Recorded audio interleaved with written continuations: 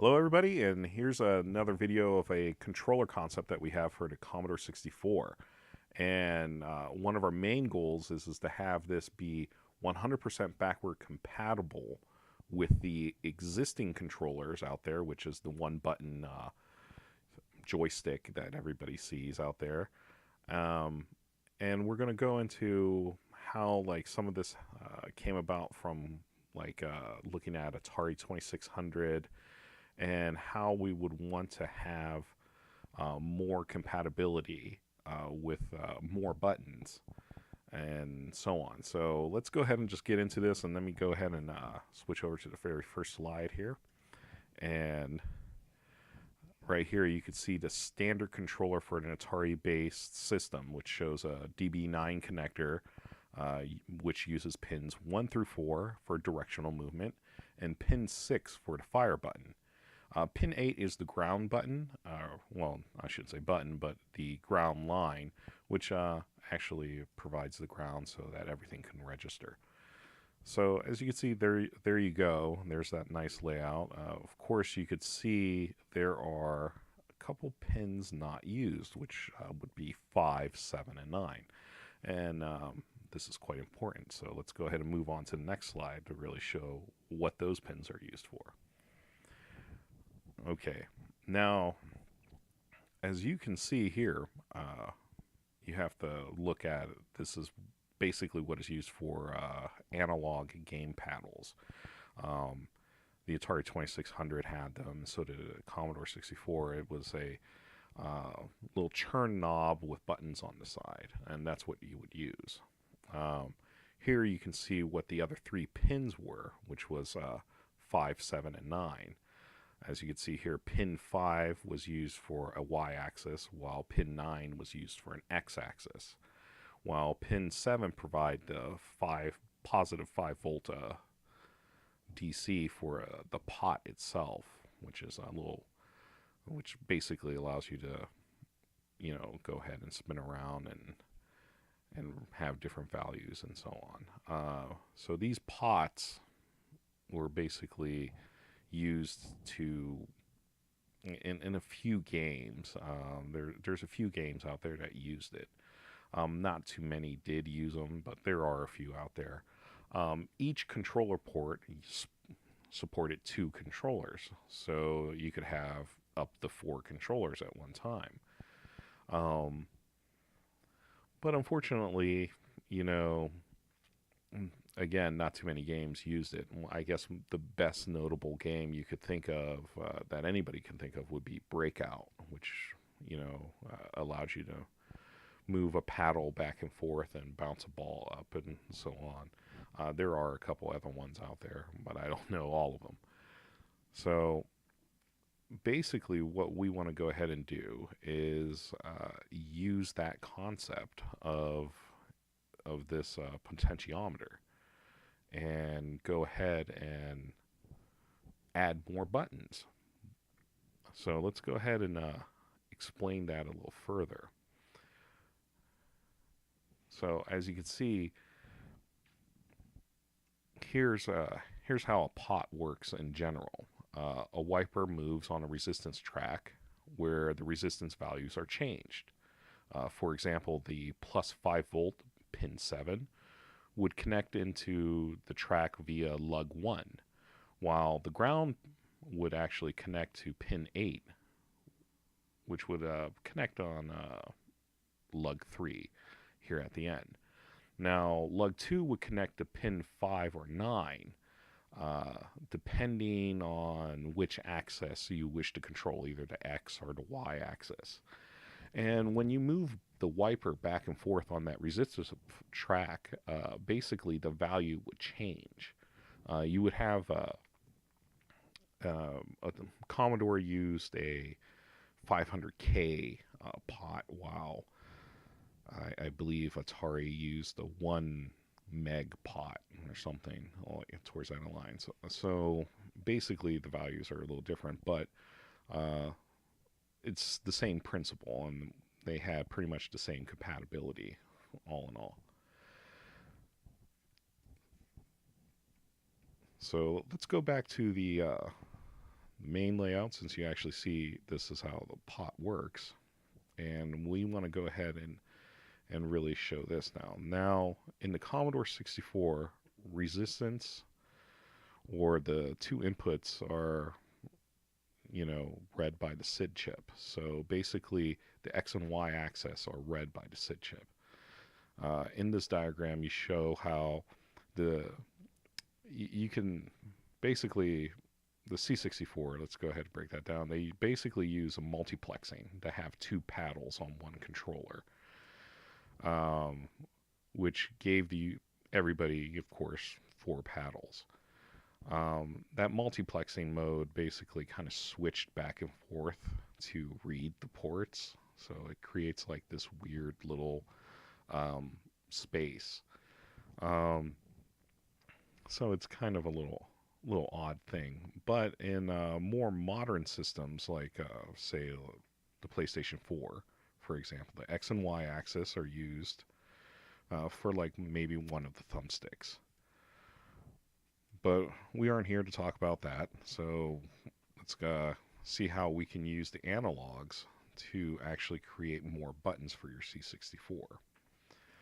For this, let's go ahead and briefly discuss how Atari did this back in the day with the keypad attachment, which was a big thing back in the day.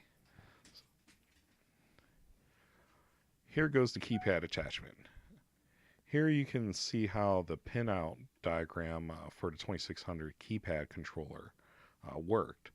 Now remember, the pinouts are exactly the same on the C64.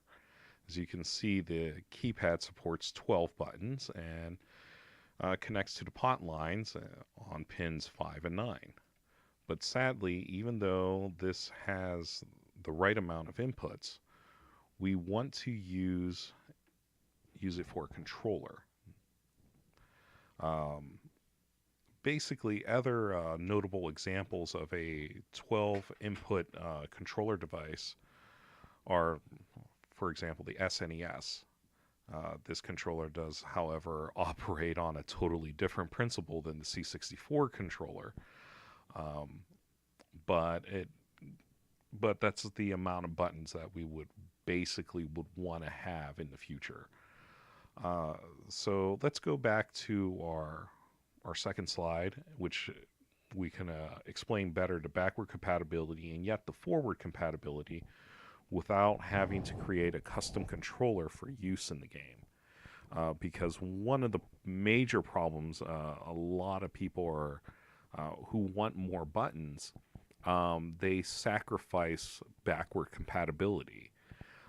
So you would have a controller that would use some combination of the digitals going up and down and fire button and so on to create an extra button. So what we did is we want to just use the pot lines since it's something that's unused. So let's go ahead and go into that slide now. So now you can see in this diagram there's a capacitor in the circuit attached to the pot. It's also important to remember the pot doesn't operate as an ordinary voltage to binary style analog digital converter. Excuse me.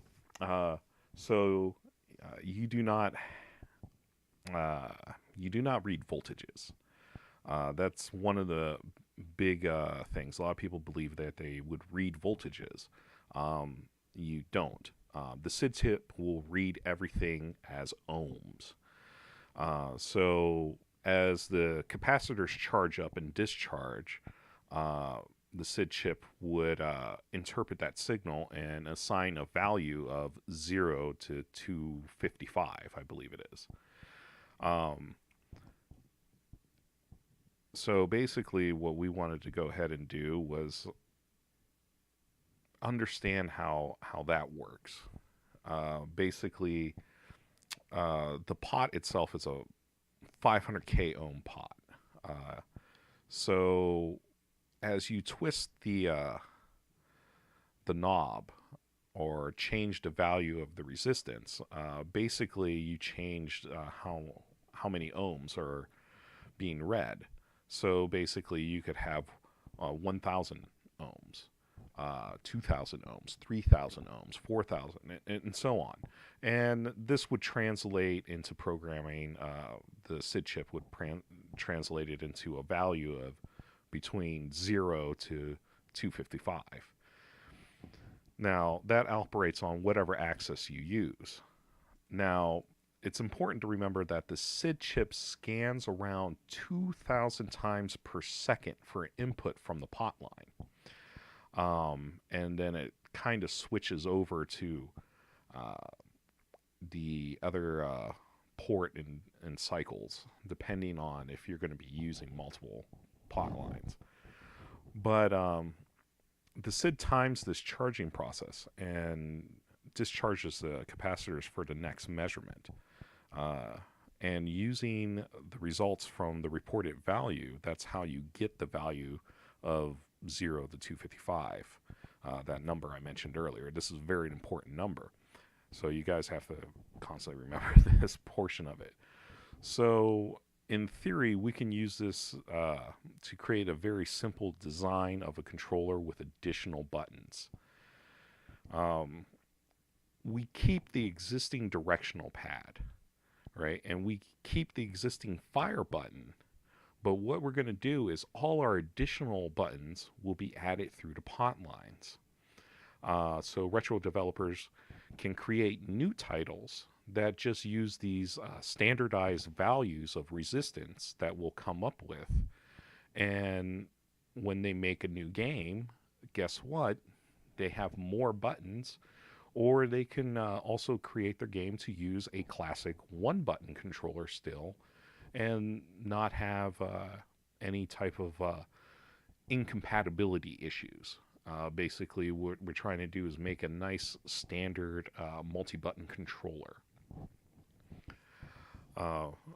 So that way you have still use of the main fire button and a directional pad without losing those capabilities. And on top of that, it'll still operate for older games. Older games will be able to operate just the same way as you've had them before. So basically,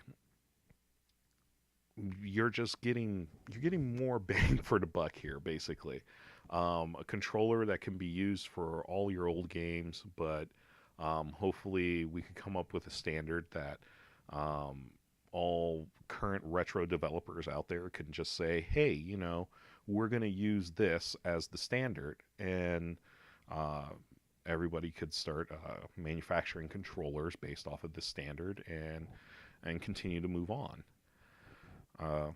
So let's go ahead and look at like a basic layout of what we are trying to do here. And as I said before, this is a SNES style layout, but our prototype is going to be more or less kind of like a Genesis with 3 buttons.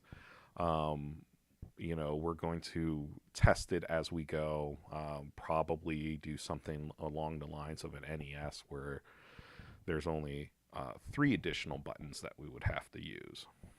So, but the goal in the end would be to have something similar to this where you would have 4 face buttons, 2 shoulder buttons, and 2 optional buttons, which would pretty much encompass any type of game that somebody would make on the Commodore 64. And in most cases, this might be way more buttons than what most developers would need, but it is the most average amount of buttons that you would need for a 2D based system, which would be something along the size of the original NES controller to this controller. So that's why we're using this layout, just to show everybody.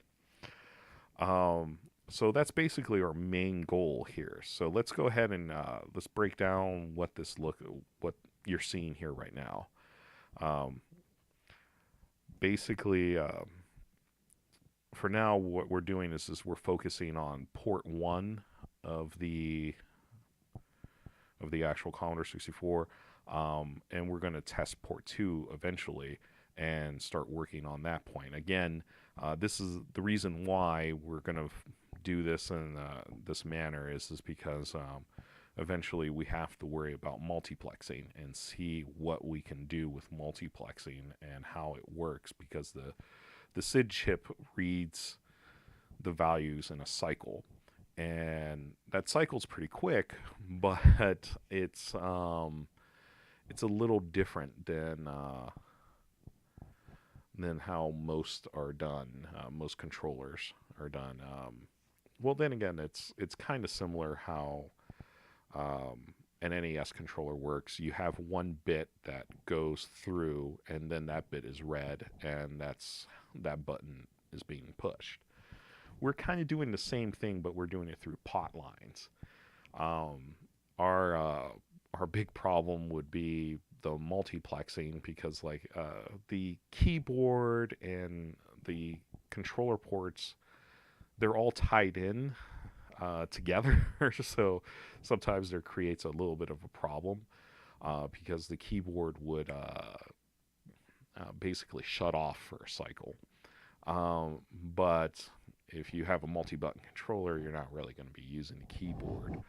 Um, so basically, with that being said, let's go back to our layout here.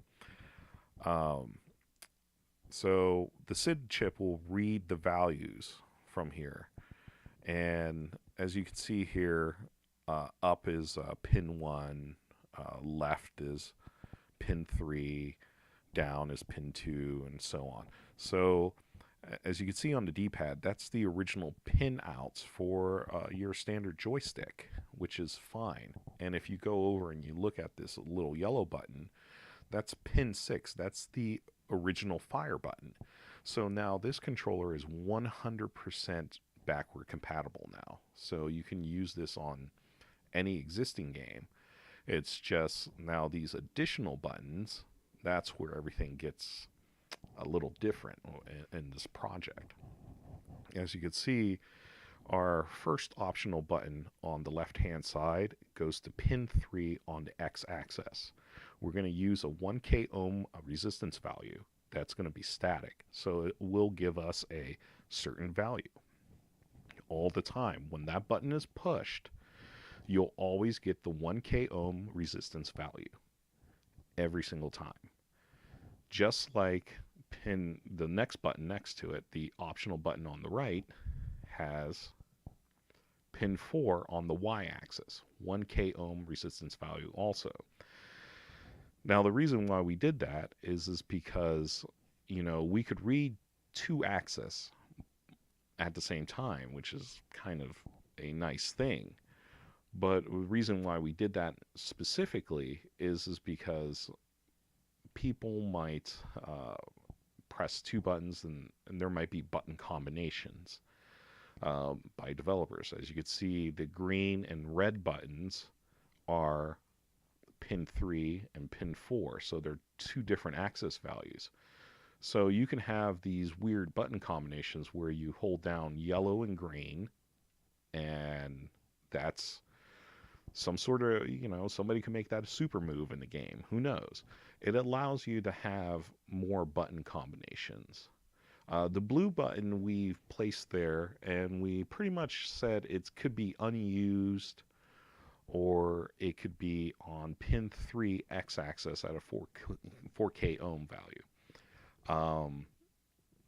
The reason why we said unused is because we didn't know if we were going to go with a 3-button face controller or a 4-button face controller. A lot of people out there like to see a Sega Genesis style controller for the Commodore 64, and a lot of people would like to see this one. We're kind of saying that this would be the ultimate end game for it, so that's why we have this layout displayed. But again, like I said, we're going to start small and go with something like a small NES box controller. But the principle is the same, as you can see. So each of these buttons have a different resistance value on a different axis, which allows you to basically read two different accesses at the same time.